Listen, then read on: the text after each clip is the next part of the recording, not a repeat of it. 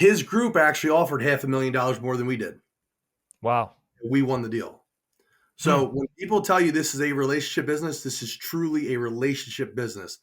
They just didn't want to deal with him again. So like he would have had to offer a lot to probably win the deal. If you're an active real estate investor and you're looking to do larger deals, you're in the right place. We are going to go and take the conceptual type of stuff that you listen to from other real estate podcasts and bring it down to the tactical, the nitty gritty, the actual actionable types of things that other real estate investors that went big did to grow their own real estate empire. You're listening to the Go Big Live podcast. I'm your host, Matt Druin. Hey, what is up, everybody? My name is Matt Druin. I'm host of the Go Big Live Real Estate Investors Podcast. I have a very special great guest on with me today, Mr. Brad Hreha. And I'm going to let him tell his own story, but he has a really fantastic origin story where it was a transformative journey from owning a window tinting shop to managing a multi-million-dollar real estate portfolio. Brad has found incredible success in his first business venture, but the long hours took a toll on his family life. I can relate to that. He started with wholesaling single-family homes, only to find the same demanding schedule. The real shift came when Brad discovered multifamily syndication, a move that allowed him to manage a substantial portfolio of $15 million in assets and 158 units without having access to cash as a bottleneck to his growth. So, welcome to the show, Brad. I appreciate it, man. Thank you, Matt. I appreciate you having me. So, we got to start with the same question that everybody else, man. Loaded question. You were born, now you're here. What happened in between? So, I mean, I always knew from a young age I was either going to play professional baseball or I was going to own a business. Baseball didn't work out. I did go Division I, ended up having my first daughter in my second year. So, got to make adult decisions at that point. Did a lot of things over the years, construction, landscaping. I repossessed cars for a few years, which was the most fun I've ever had working for someone. But, ultimately always wanted to have my own business. So in 2011, I just had enough of working for people. I actually loved the boss that I was working for, but it was just time for me to go do my own thing. So in 2011, having never tinted a car, I went out, I bought window film and rented a shop and just went at it. I'm the type of person that if I'm going to put my back against the wall, I'm going to figure it out. I got into window tinting, made some good money, struggled for a few years back and forth. And then 2017, I had my best year ever in my window tinting business, but I was working 60, 70 hours a week. It was not uncommon for me to be in my shop at 9 p.m. on a Saturday. I slept all day Sunday because I was just exhausted. And I knew that wasn't what I was going to do, right? Like I had tried to hire some people. I tried to scale the business. People didn't work out. I was wasting money on trying to train people. I just knew there had to be something better. So I started reading a lot of books and then always had an interest in real estate. Started following some real estate people. I ended up hiring my first real estate coach to teach me wholesaling and did very well at it. I mean, after the first year, you don't think you're doing as well as you really are. And then you talk to other people and they tell you what they went through in their first year. I did four deals. I averaged $20,000 a deal. So not great, but not bad either. But again, I just took a 60, 70 hour job and turned it into another 60, 70 hour a week job doing something else. Really didn't like the business all that much. I saw a lot of the negative side of it, people taking advantage of other people in bad situations, and just had a hard time trying to overcome that once I got into, a property that someone really needed to get out of, but they've already been taken through the ringer by someone else. So I stepped away from real estate in 2019 totally. And then I'm scrolling through Facebook one day and there's this book. It's called The Best Ever Apartment Syndication Book by Joe Fairless. Somebody posted it. Ordered the thing immediately off Amazon. I read the thing. It was like a light bulb moment for me. It was like, man, I don't need to go wholesale, then flip, then buy a duplex, then buy a quad like everybody at every investor meeting tells you to do.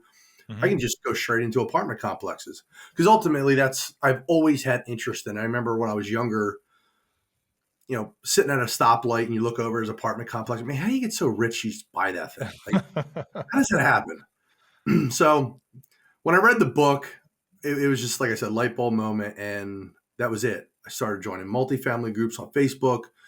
And one of the groups, 5 minutes after I joined, I get a message from the guy that runs it. Hey, Mhm. I'm so and so. This is what I do. How can I help you with the group? I'm like, oh, this is really cool. Like, nobody ever does this. Mhm. So we had some conversation back and forth, and a friend requested him on Facebook. And a few days later, I see he had this thing, a 30-day challenge, get into your first multifamily property. Mhm. And I reached out to him again. I said, listen, I want to be part of this challenge. Well, he already had 10 people, which was all he was going to take. Called me the next day. We talked a little bit more, and he allowed me to be part of the group. This Mhm. was February of 2020. So group starts March 1st. It's 30 days, 1 hour a day. And you know what happens in March of 2020, COVID hits. So we're rolling Mhm. along. I'm starting to get deal flow. I'm talking to investors, and then the world shuts down. But we go through 30 days. I reach out to him and I said, listen, I want you to continue coaching me because I've had other coaches before. I saw the value. I'm like, what's it going to cost me? Mhm.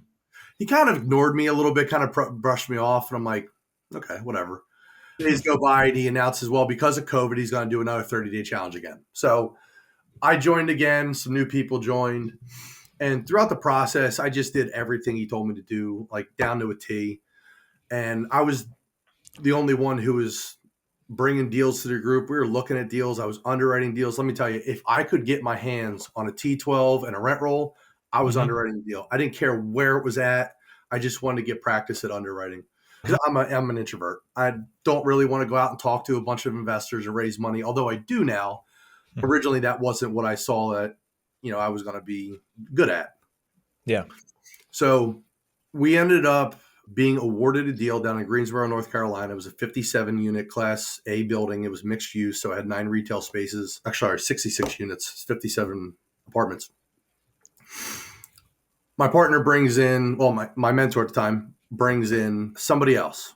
And this guy has a coaching program, claims that he's the $2 billion guy. And he couldn't even come up with the $300,000 that we needed for our EMD. Wow. We kept kicking the PSA back and forth between the seller, trying to buy time, see if we can raise the money. You probably figure how that one worked out. Start our due diligence early, trying to show good faith that we're moving forward. We go down there, tour the property, everything. I get back. I'm home for an hour. I get a call from the broker. Seller's tired of dealing with you guys. He's backing out. Mhm. I'm devastated at this point. I mean, a year and a half of work down the drain. So again, just get back to it. I start looking at deals, and my mentor one day in January of 22, we get on a Zoom call. Him and his wife are sitting there, and he says to me, "We want to start a brand new entity with you as a partner, 33 and a third." Mhm. I said, "Cool. Like I'm underwriting the deals. I'm the one finding them. I can't sign on a loan yet. Like I don't have the net worth or liquidity." Yeah. So, and he's already told me multiple times that he only wanted to work 5 or 6 years more. He's older. I'm like, yeah, let's do it because I'll take a little bit less now because when you retire, I'm going to have this, business that just prints money. Mhm. So we started it and I started looking for deals and I focused on the Carolinas, but out of just frustration, not being able to find anything that worked in that area, I was looking all over the country. I literally would go on LoopNet and Crexy every morning, just put a circle around everything other than like California, New York, and New Jersey, and just look through the list Ouch, man. Heard. of properties and just start looking at something. And finally, I came across this deal, underwrote it. I'm like, man, this thing looks good. Like numbers look good. I call him up. I said, I think I got something. He's like, where's that? I said, Wichita, Kansas. What the hell's in Wichita, Kansas? He says. I said, I don't know, but the deal works, right? Mhm. So we ended up, going out looking at the deal, put in an offer, and we won the deal. They ended up doing a 1031 into the property with another group. They had a deal on that they were selling in Texas. So we Mhm. bought that one, and immediately, as soon as we closed, within a week, we had another deal from the same broker, true blue off market deal. They only sent it out to 5 other groups, put in an offer on that one, bought that one mile down the road. That was 88 units. So as of right now, I'm co-GP on 158 units out in Wichita, Kansas, out in the middle of nowhere. Mhm. Awesome. That's an awesome story, Brad. So let's back up a little bit. We don't talk about 1031 exchanges a lot on the show, but I'm curious about, so there was one like limited partner that was a 1031 exchange, like I don't know, beneficiary or whatever. that rolled their capital into the deal. Tell us about the mechanics of how that worked, because like you hadn't been partners with them before they came to the table on that particular deal. So tell me how that worked, at least to the best of your knowledge. So my partners were partners with this other group.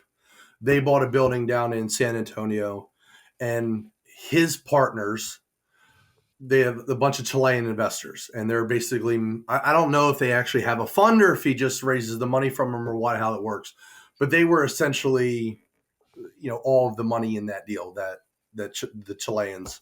So basically when that property was for sale and we were buying this one, we just kind of told the broker, hey, listen, we're going to 1031 this thing, but we need to actually sell it first. So we kind of delayed it a little bit, but they just rolled the money right over into the property. Mm-hmm. Yeah. So there was like, so there can be a change of, in terms of like owners and partners in a 1030, like in a 1031 exchange into a replacement property. That is what you're saying? Yeah, I mean, I'll listen. I'm not an attorney or anything. I don't know the nuts and bolts of it, but essentially they just became the LP investors on it as part of the GP with it, and then more GP was added to the structure, if that makes sense. Cool. Yeah. So I got to talk to a qualified intermediary to see how that works, because I'm curious about I don't that. want to So get I, into it. yeah, it's like that's the greatest form of leverage in this business, man. A lot of people talk about bank financing and that sort of thing, but I think the greatest source of leverage in this business is other people's expertise and experience. Being able to like just bolt that experience as value onto your team, assuming you're working with like the best in breed operators that are best in breed in their lane, is just like enormous amount of magic happens when that happens. So fast forward, let's say, so where did this relationship come from on this deal that was the first deal here? Was this broker, was this an on-market deal like LoopNet Crexy, or was this a broker you met through LoopNet and Crexy, and then it was like, oh, Brad's looking for this type of product. I'm not bringing it out to market yet. I'm going to bring it out to a smaller group. Tell me about that. So I found it on LoopNet or Correct. I'm pretty sure it was a LoopNet. Mm-hmm. Again, I wasn't really looking out there, so I hadn't really reached out and started building relationships with those brokers. But when it popped up, it was a brokerage I had never seen before. It actually turned out to be some Berkadia guys that went over and formed a new brokerage out in the Midwest. Yep. So just reached out to them, told them that I underwrote the property because I believe they had all the financials available just to download, and just started talking about the deal, told them what I was looking at, told them what I found. But when you could talk to a broker and they know what you're doing, you automatically have instant credibility. So Mm-hmm. when you're going back and forth and you're asking basic questions, they know you really haven't done this before. Whereas I hadn't done it before, but it's been 2 years now. I know what I'm doing. It was just a lot of back and forth. It was just staying in contact, asking questions, asking for different things, trying to figure out where they were. What are they talking with the seller? What's the seller asking for? What does the seller ultimately want? Mm-hmm. And it was just that relationship where they finally just said, well, you've been the most interested. Like, you've been communicating, you answer our emails in a timely manner. We don't have to hunt you down again. And they just said, listen, you're going to win the deal if you come out and look at it. I was on a plane the next day. Wow. Excellent.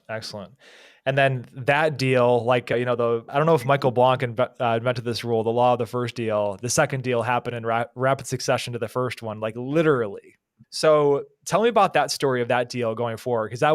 Because we're talking about this one in the green room, is the more painful of the two. And that's the one I wanted to focus the conversation on today's show. So bring us up to speed on that, on how that one came about and your story with that.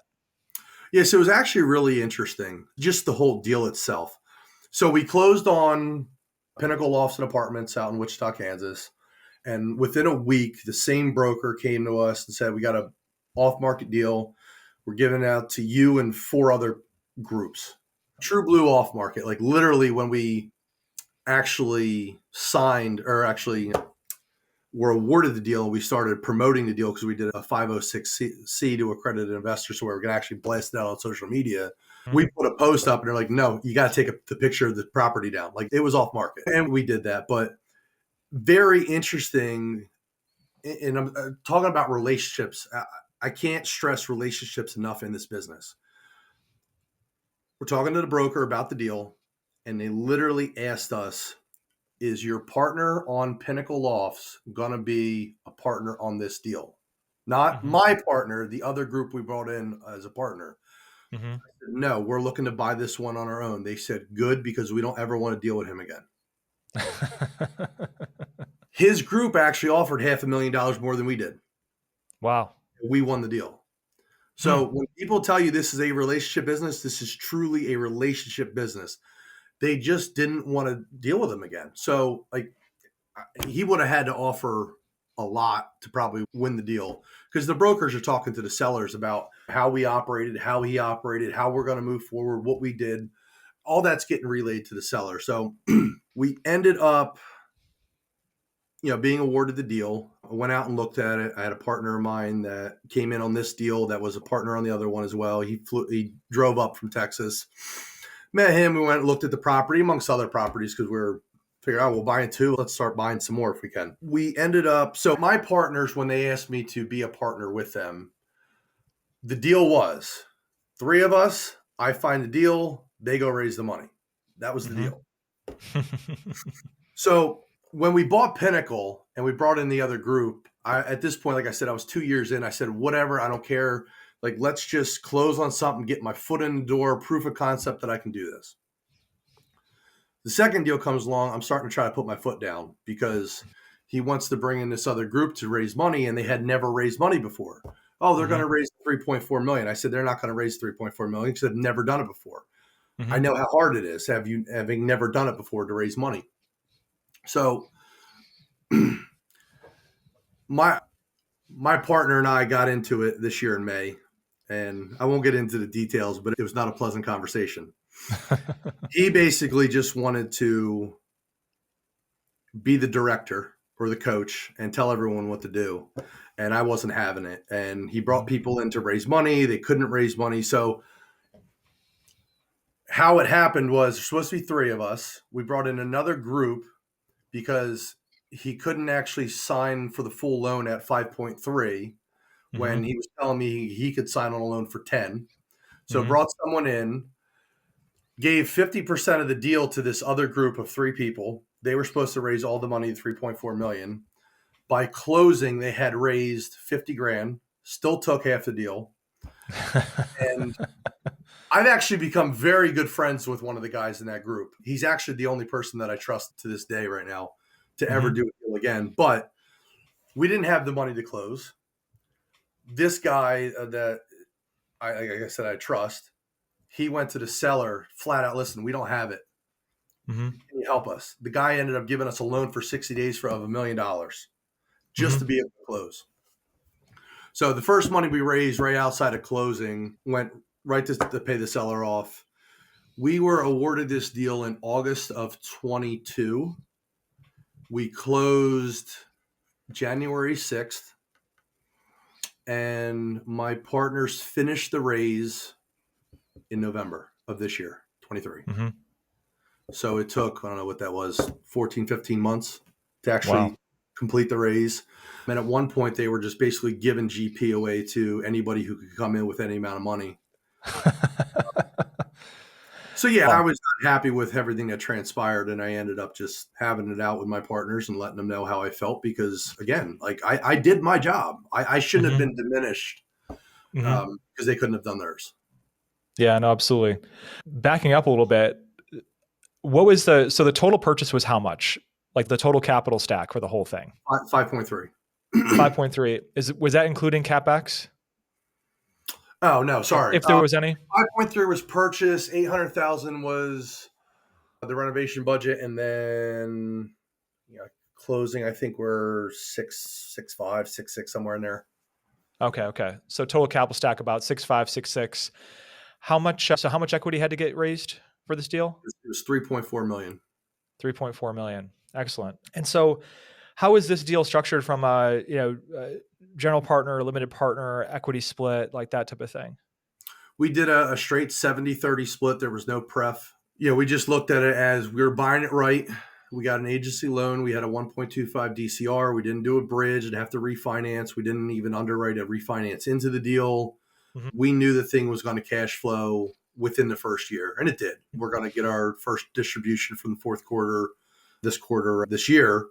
So we knew the property was in really good shape, and we just, I mean, if you know anything about syndications right now, if you're offering a 7, 8 pref and the cash flow is 4 or 5%, you're just loading it all up into arrears at the end and trying to pay it all off with profit. So the GP's just working for free for 5 years, hoping they get something.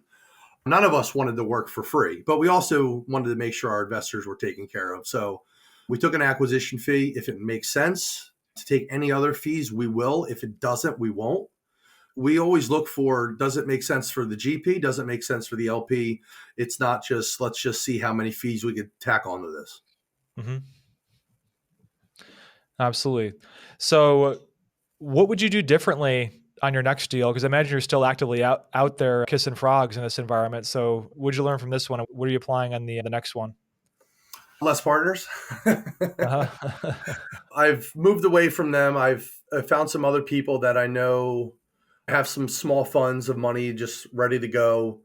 I have some other sponsors. I have a little bit of experience now with the 158 units, and I've talked to my lender, something small enough I could be a co-sponsor on, and all the net worth of liquidity to actually sign on the loan. So I have some people that will do that. Mm-hmm. But I mean, the market itself in the last couple of years, like I was mentioning, people were buying stuff with bridge loans, wanting to refinance. Man, buy for cash flow. Don't buy for appreciation. Not that we ever did. It was so hard for 2 years trying to analyze deals and just nothing worked. And I don't mean, we wanted to buy it for 11 and they're asking 11.5. Like we wanted to buy it for 11 and they're asking 19. Mm-hmm. Just stuff like that, evaluating deals, underwriting truly conservative. Everyone says they underwrite conservatively, but listen, if you're adding income in your very first year, that's not conservative. When you buy a property, it takes you three months to even get your feet underneath you in terms of what's going on. And then another 3 months to start implementing processes. And then, it takes time. And there's so many deals that I look at, people send me, and there's all this extra income year one. And I'm like, it's just not possible. Like you have to be realistic about it. Mm-hmm. Yeah, no, I passively invest in other deals in other markets because I have a different objective. I'm 39 years old. Over the next 20 years, I'm more of an equity multiple motivated stage until I change over to an income motivated type of motivation and that sort of thing. So when I look at deals, I like to look at them so that these ones that I know are in great locations, and the way that the sponsor underwrites it, the deal just actually doesn't look that great. Those are the deals I like, because the ones that where the sponsor underwrites it and it's just it's just amazing are the ones that just throw up major red flags for me. But I mean, that one thing is just location, or at least something that's in, has a competitive edge on it, like a B property that's in an A area, but you can't recreate that product. You just can't. You can't even recreate it through subsidized housing. So that's cool. We got about 4 minutes left on the recorded version of this podcast. I did want to talk to you a little bit about the book, the ebook that you got. What's the name of it?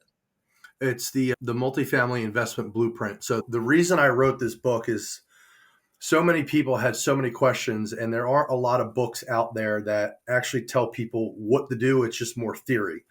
And I had recommended the Best Ever Apartment Syndication book to people, which is a phenomenal book, but it's 400 something pages and most people can't read that, right? So yeah. I just took it as, here's what I did from zero experience to where I am now, step by step, exactly how I did it, and just tried to make it as short as possible and give everyone all of the information. I didn't leave anything out. If I did it, it's in that book. Mm-hmm. Absolutely. Yeah, I'm probably going to. And you said that's available on Amazon, right? It is. Okay, cool. Yeah, Brad and I were talking in the green room, and I was like, I really do want to write a book eventually, but I just got to find the time for it. I got to make the time for it. And so, yeah, I'm going to pick up a copy of it. And then if I like it and I think it's directly applicable, I'll buy a whole boatload of them. So I can hand them out to the students that I work with as well. Cause the people I work with, people ask me do you do, Matt, do you do syndications? I'm like, no, I don't do syndications. I do, basically $5 million or less deals. And I teach people how to get to their first $1 million plus commercial real estate deal. And syndication model between $1 and $2 million deals just does not make sense from an economies of scale standpoint. So I've stayed in that space though, and it's worked. It's worked for me because syndications, like, just, I don't know, I'm not that smart, and it just makes my brain hurt, like, thinking about it. Trust me, some people that I work with are not that smart either. So you just got to Excellent. know the business, and it's just, it's just being in it and doing it. Absolutely. So before we close out, what's next for you, man? Ooh, man, I'm hopeful for this year with everything that's going on with the rates, that things come down, people start wanting to sell again at a more reasonable price to where something actually cash flows and makes sense. Working on my coaching program, had a really good experience. I had someone ask me to coach him over the last year, and it was so fun for me to watch him go from just not knowing anything to doing the business and listening and actually growing to the point to watch. It's like watching your kid grow up. So that's something I want to continue. And the book, it's a big part of it now that we're working on that more. And I'm sure at some point I'll get bored with what I'm doing and want to write another one. Yeah. Excellent. All right. Well, we're going to get into the live Q&A with our live studio audience that is patiently waiting in the backstage. So if you're listening to this right now and you want to get direct access to beasts like Brad Hreha, Gino Barbaro, Matt Faircloth, Chris Seveny, Ashley Kerr, Reed Goosens, all of these top high-performing real estate operators, you got to join our Facebook group, the Go Big Live Real Estate Investors group on Facebook. It's completely free, and you get access to episodes weeks before they're released. So that's an additional benefit as well, and just the value I want to give to you for listening to our show. So that being said, we're going to close out the show and get into our audience. Thanks, Brad. Appreciate it, man. Appreciate it, Matt. It was a great time.